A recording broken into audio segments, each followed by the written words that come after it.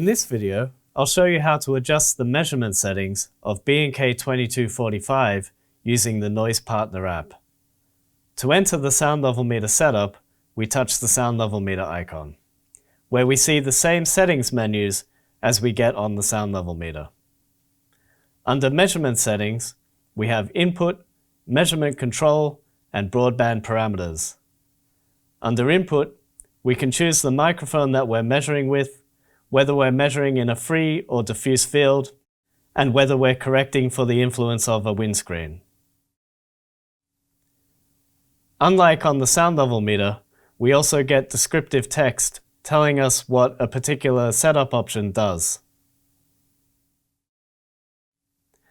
Under measurement control, we can choose whether we have a free or preset measurement time. I will set a preset measurement time of 30 seconds. We can also choose to enable or disable back arrays.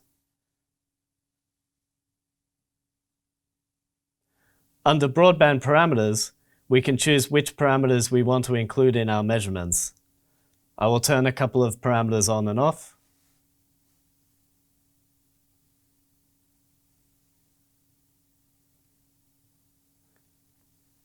And we're ready to measure.